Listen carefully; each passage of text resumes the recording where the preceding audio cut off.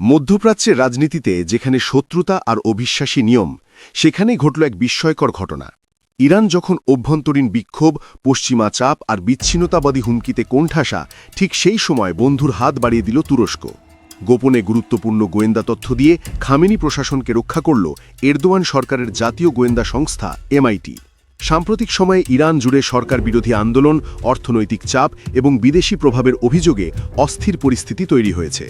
তেহরানের অভিযোগ, এই অস্থিরতার পেছনে যুক্তরাষ্ট্র, ইসরায়েল ও পশ্চিমা শক্তিগুলোর প্রত্যক্ষ ও পরোক্ষ ভূমিকা রয়েছে।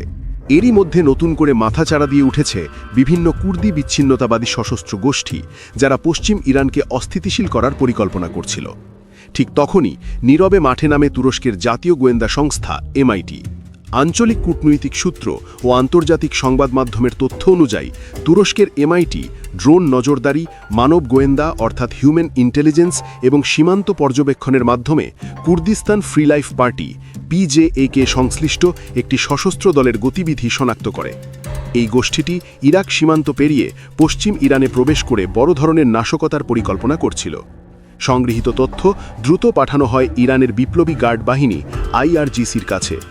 আন্তর্জাতিক সম্পর্ক বিশেষজ্ঞদের মতে, এই গোয়েন্দা সহযোগিতা শুধু একটি সফল সামরিক অভিযান নয়, বরং আঞ্চলিক নিরাপত্তা কাঠামোর একটি নতুন দৃষ্টান্ত। বিশেষ করে এমন সময়ে যখন ইরান সরকার মার্কিন মদতপুষ্ট আন্দোলনের চাপে দুর্বল অবস্থানে রয়েছে, তখন তুরস্কের এই সহায়তা কৌশলগতভাবে অত্যন্ত গুরুত্বপূর্ণ। যেখানে রাজনীতি বিভাজনের দেওয়াল তোলে, সেখানে কখনো কখনো নিরাপত্তা বাস্তবতা তৈরি করে অপ্রত্যাশিত বন্ধুত্ব।